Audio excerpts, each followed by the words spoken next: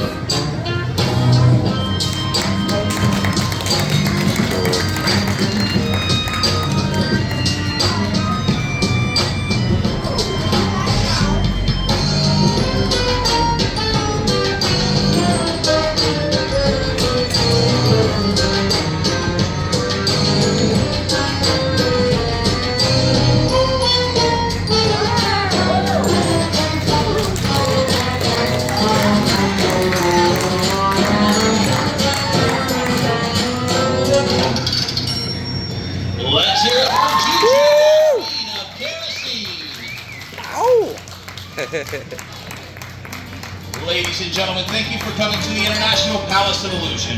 My name is Jay Blackwell. I'm a variety entertainer from Houston, Texas, and I've traveled all over the country performing in circuses, sideshows, and theaters and amusement parks. And in all of those shows, there's always one thing I like to start with, and that's what I'm going to share with you now. And that is some juggling. Here we go. Ta-da!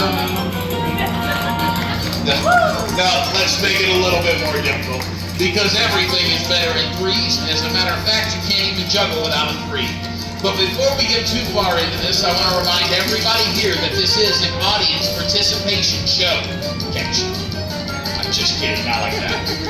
What I mean, in just a moment, I'm going to count to three. When I get to three, I'm going to start juggling these clubs. When I start juggling these clubs, you're going to start clapping, screaming, and yelling as loud as you can. So everybody on the midway riding rides thinks they're missing something cool. It'll be fun. Now, if you scream loud enough, if you yell long enough, I'll do some tricks for you. Are you guys with me? All right, there's more of you in here than that. I think you can do a little bit better. I said, are you guys with me? All right, on three, as long and loud as you can. Don't let me down. 1, 2, 3. Come on, make some noise! Yeah. Nice. Good job, guys. Except for you, sir. Your mouth wasn't even moving. I'm right here. I can hear you. That's all I'm saying.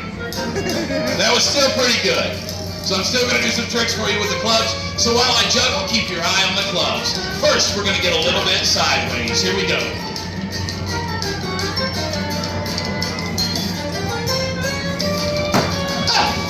see that? I almost dropped one.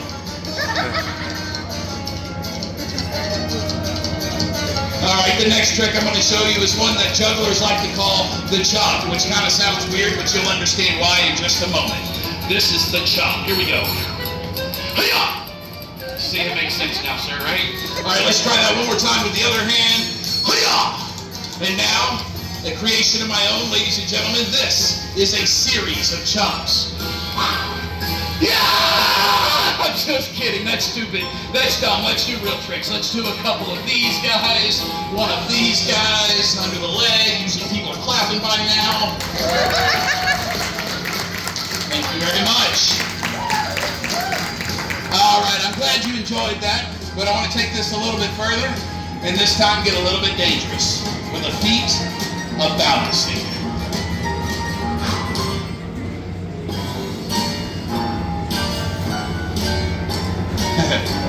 I didn't say who it's dangerous for.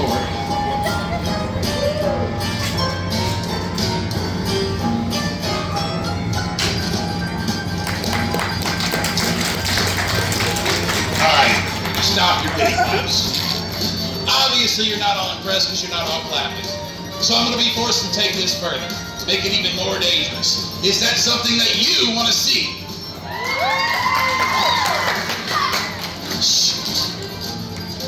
Alright, just remember, you asked for it.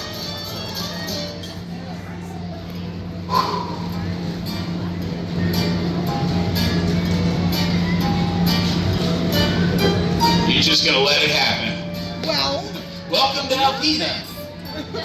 Just take the pictures like responsible adults.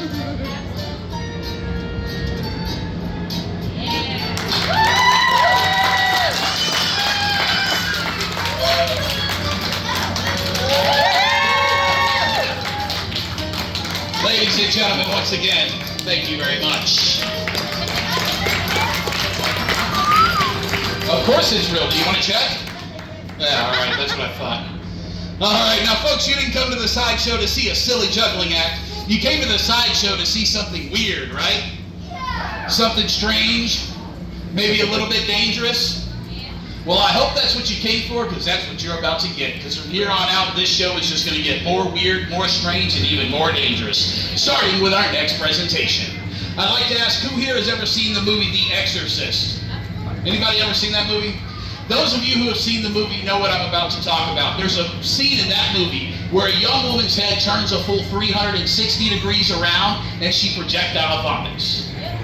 We're going to recreate that right here on this stage. Minus the projectile vomit, weirdo. And to demonstrate it for us, let's welcome out to the stage our rubberneck boy, Ashton. Now, Ashton has an incredible ability to spin, twist, and turn his neck like the rubber band attached to the propeller of a toy plane. In order to demonstrate this to you, he's passed this device he's placed on top of his head. What this consists of is an outer box, there's an inner box, and then on top there's a crank that turns the inside box along with his head. Now, in just a moment, I'm going to start turning that crank, and when I do, I'm going to turn his head a full 360 degrees around until his face comes all the way back to you. Are you guys ready? Ashton, are you ready? Here we go. We're going to go not just one, but two complete and full revolutions. Let's hear it for Ashton, our rubberneck boy. Now that's pretty cool. But right now, if I took that off of his head would start spinning around, pop off, fly into the audience, land in front of that guy, he'd scream like a girl and be embarrassed. But we don't want that to happen. So before we take it off, we're going to loosen the tension by going the other way. Again, not one, but two complete and full revolutions. Let's hear it for Ashton, our rubberneck boy. Now, ladies and gentlemen, if you could appreciate that, you're absolutely going to love the rest of this show, because we're about to get really weird. Let's welcome her out to the stage, Miss Juju.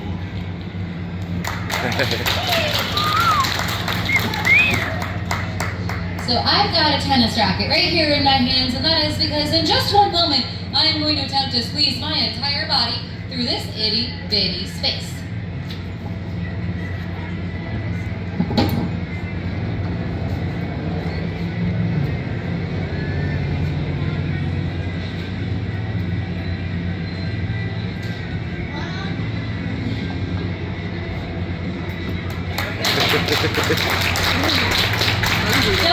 You're all way too kind. You don't really have to clap for that. I actually like doing that first just to sort of test how nice the audience is, and you were some of the nicest people I've ever met. I really appreciate you. But let's be honest, that wasn't all that entertaining. It happened way too fast, and it was way too easy. I've gotten really good at those weird sort of compressing things over the years, and so I had to figure out a way to make it more challenging for me so it can still be fun for all of you to watch. Show of hands, who in here wants to see me almost get stuck in this? Oh, okay, that's good, because in that case we're going to do it again, but we're going to do it what I like to call the fun way.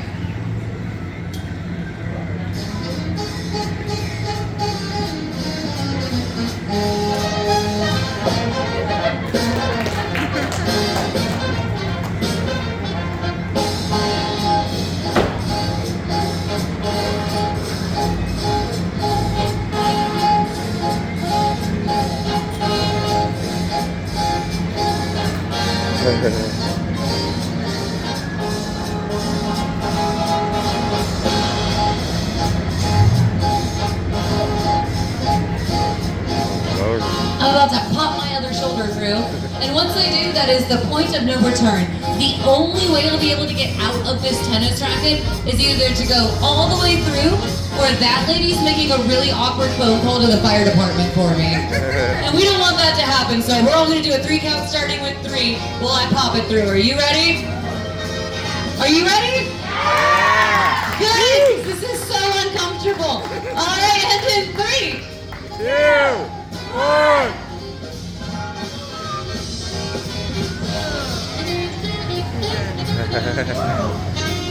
Yeah, this is definitely a lot harder than the first time around. But don't worry, with wiggling, maneuvering, and some deep relaxation techniques, we will all get through this together.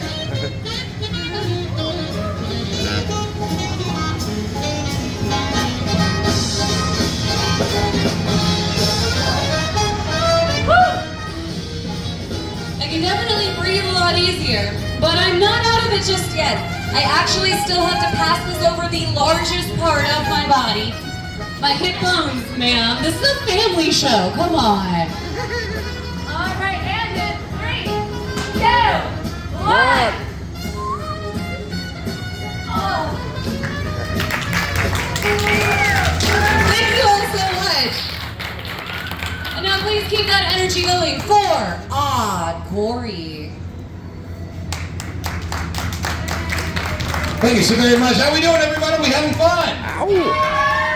Well, good. Folks, my name is Odd Corey, and I traveled over 1,137 miles just to show you something cool. Are you ready? Yeah. I hope so, because my mom wasn't when I showed it to her. About 15 years ago, I showed this to my mother for the very first time.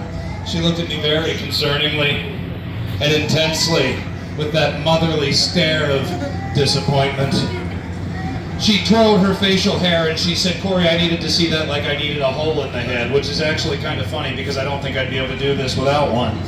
Folks, you don't have to be a carpenter to recognize that this is a solid steel 20-penny nail. Today, for your viewing entertainment, your optical delights, I'm going to drive into the center of my head.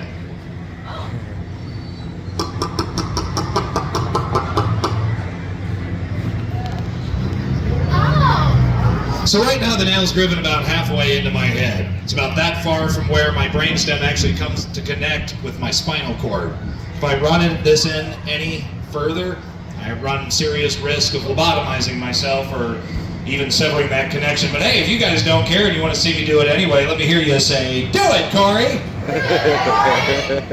Here we go.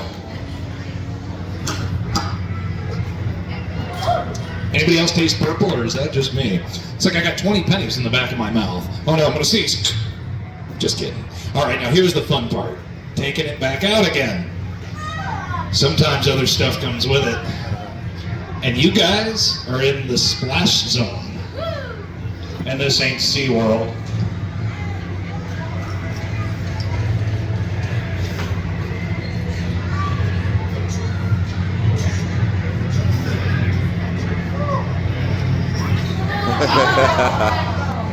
Don't grow up. I was just checking for blood. but it's not. Now, ladies and gentlemen, clearly that is not the weirdest thing you've seen all day. So we are going to show you the weirdest thing that you will ever see in your entire lives. Ladies and gentlemen, a few years ago we did this incredible tour with a carnival down in South America for 6 months. And while we were there, we encountered what we firmly believe is the world's largest living spider ever held in human captivity. Now, if you'd like to get a really good look at this, I encourage you to move to this side of the tent, folks. That way you can see it straight on. Now, I don't want you to be afraid of her. She can't get to you, okay? But I want you to pay very special attention to the spider's face. It is the most beautiful face you have ever seen on a spider. Ladies and gentlemen, be not afraid of Spidora. What's up, Spidora? How's it hanging? I'm good, Chloe. How are you? Oh, not too bad. I just made all these wonderful new friends, and they were hoping to learn a little bit more about you and maybe ask you some questions. Is that okay? Okay. So, Spidora, if you weren't hanging out with us and working on the carnival today, what do you think you'd be doing with your spare time? Do you have any hobbies? Ooh, I love to go surfing. Where on earth does a spider go surfing? Duh, on the web. No, do not laugh at that. That's terrible. It's not funny. Spidora, let's say, I don't know, I fired you for making terrible jokes. What do you think you do for work? Ooh, I like making these rhinestone sunglasses. Are those the same sunglasses we have for sale after every show over there on the circus wagon? Those would come in real handy on a sunny, dusty day like today. Now, we do have to get back to the stunt show, Spidora. Is there anything you'd like to ask the audience before we go? Oh, Corey, I got a question for you. What is it? Why are you so ugly? It's actually a really good question. Hey, that's not nice. There's kids here. You should really set a good example and apologize to me. No. What do you mean, no? She should apologize, right? Yeah. What do you mean? Whose side are you on? Spidora, please apologize. No. Do it. Fine. I'm so sorry that you're so ugly. Was that so hard? Oh, you! Don't you laugh. Ladies and gentlemen, I do apologize for Spidora. She is so mean to you. I hate spiders. Ladies and gentlemen, on with the stunt show. Back to this side of the stage, you'll notice the piece of equipment that Ashton is carrying out. This, ladies and gentlemen, is a bed of nails. But it's not just any bed of nails. This is the very bed of nails that Ashton's father made him sleep on until the age of 12. See, he wanted to make him tough, make him strong. Really just made him weird. But Ashton's going to demonstrate for you how he laid on this bed as a child. He's going to very carefully situate himself down on top of it. Once he's all the way down on the bed, you'll see that every single nail makes contact with his flesh. When he's comfortable, he'll raise up his arms and his legs and jazz hands. Let's hear it for Ashton, everybody. All right, but that's enough. Because really, this isn't that impressive. Honestly, anybody can do this. They do this in high school classrooms all over the country, in science and physics classes. That's all it is. But there is a way to make it a little more impressive, and that is by increasing the pressure and increasing the pain. Ladies and gentlemen, let's bring out the pain, Miss Juju. Now Juju has a board she's going to place right on top of Ashton's chest. Once she places that there, she's going to step on top of me and put all 220 pounds of her weight directly on top of it. What? She's going to put all 175 pounds of her weight directly on top of Ashton. All 125, 100 pounds. 100 pounds. Jesus. She's going to put all 100 pounds right on top of Ashton. First one foot, then the other. Let's hear it for Ashton and Juju, everybody. Now, as Ashton raises up off the bed of nails, you'll notice the indentations in his back, but you'll see absolutely no blood. That, ladies and gentlemen, is why we call him the Elephant Skin Boy. Let's hear it for him one more time.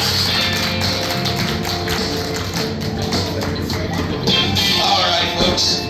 Now, if you're enjoying this show, This is one of America's classic sideshows. There's only a couple of them left, and if you want to help keep the show on the road and take a piece of the sideshow home with you, at the end of the show we have some t-shirts for sale. We only have a few left, and they're extra larges. They're 20 bucks. So if you want an awesome sideshows t-shirt at the end of the show, come see me. All right, folks, just when you thought it couldn't get any stranger, the weirdest kid on the block, Odd Corey.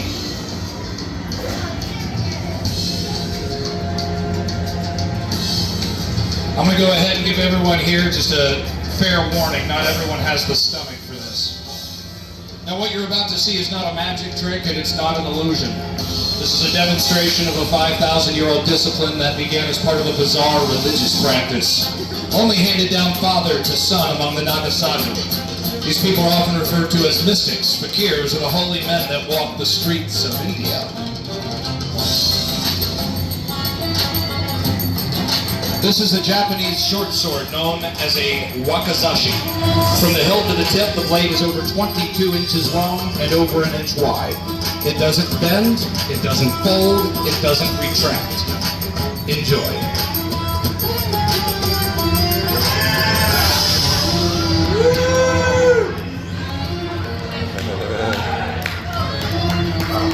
Thank you very much.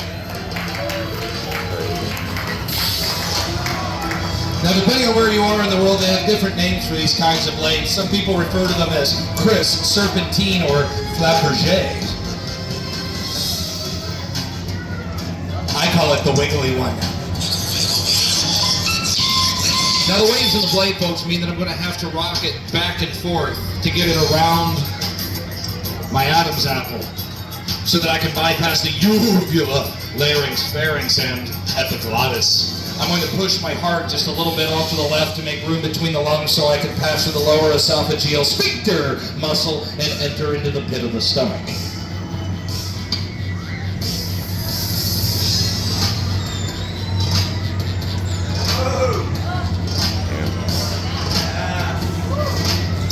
Thank you very much. Oh, missed a spot. Why do you think your dog does it? It's better the second time around. Well, folks, the ancient art of swallowing swords can take a lot out of you, but even I know better than to try to relax in this chair. This is an actual working replica of Thomas Alva Edison's original design for the electric chair. It is the exact same design that has been used in the American penal system to execute our most hardened convicts for over 100 years. The way that it works is by flipping the switch on the power supply, which will then force over 20,000 volts of electrical current throughout all contact points of the chair. When I turn it on, it'll be indicated by the red lights around the chair. Now with this light bulb, I can demonstrate just how much energy is flowing throughout it. All I need to do is hover the bulb above the chair, and you'll notice that it'll start to glow. The closer I get to the chair, the brighter the bulb illuminates until you can both see and hear the electricity arcing.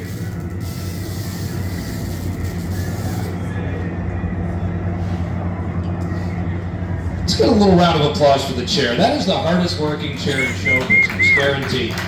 But way cooler than the chair itself is what we're actually going to be strapping into it. Or should I say who? Ladies and gentlemen, please make a very warm welcome for your very own Miss Electra. Ow!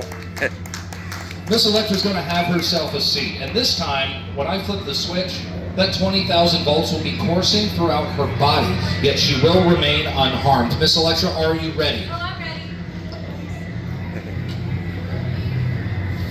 Similar to before, all I need to do is extend the bulb to Miss Electra. It glows just in her mere presence. Anywhere she waves her hand above it, it will illuminate. The particles of electricity start to become excited, exhilarated. They'll follow her anywhere she goes, not interested in passing beyond any point of contact with Miss Electra. Now she is currently electrified all over her body, from her legs to her hands, all the way up her arms to the tippy top of her widow head. Boop.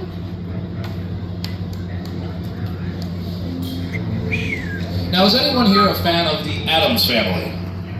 Oh, good. She's been dying to show someone her Uncle Fester impersonation all day. Now, this light bulb is going to go right into the socket.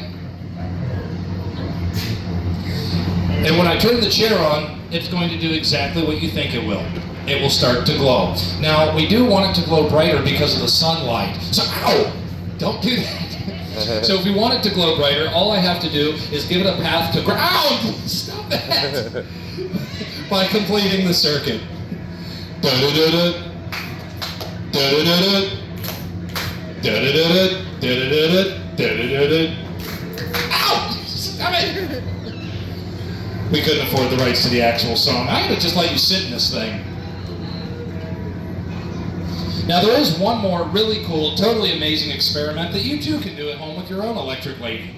Feel free to just shout it out. Does anyone here know what happens when you combine a spark from electricity with a propellant like gasoline? Exactly, my little caveman, that's right. So, I'm going to take this steel rod wrapped in Kevlar and soaked in fuel. And I will now attempt to ignite the torch using nothing but the most tender part of Miss Electra.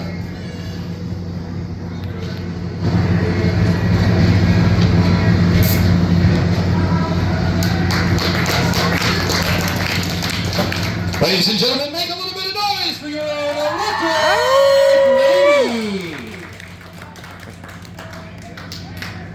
Well, ladies and gentlemen, one final question for you. How have you enjoyed the Great American Sideshow? Yay! All right, folks. Now, this is usually where the show ends, but today we have an extra added special attraction to share with you all. Ladies and gentlemen, this next extra added attraction is so strange and so bizarre, we don't even advertise it out front. It's so intense, it's not even presented on this stage. It's presented behind the white curtain you see next to me, where Miss Juju's coming out. She's the keeper of the curtain, the one that lets you back to the extra added attraction, so if you want to see it, you'll go ahead and line up with her. Now, if you're a fan of American Horror Stories Freak Show, or if you've ever seen The Greatest Showman, or ever read about the classic sideshows that used to tour this country, this is something that you absolutely have to see. Now, this extra added attraction does come with a small extra added cost. It's only $1, less than the price of a bottle of water. $1 that you'll forget as soon as you walk out of this tent. But what you see presented to you today, you will remember for the rest of your life, and you'll be telling your friends about it for years to come. Now, I do have to give you a small disclaimer. If you get queasy at the sight of blood, this might not be for you. If you have a history of fainting, this might not be for you. It's not for everybody. But it is family friendly. It's safe for the kids to go back there. It is safe for everybody. I see these guys have their dollars. Go ahead and go up to Miss Juju.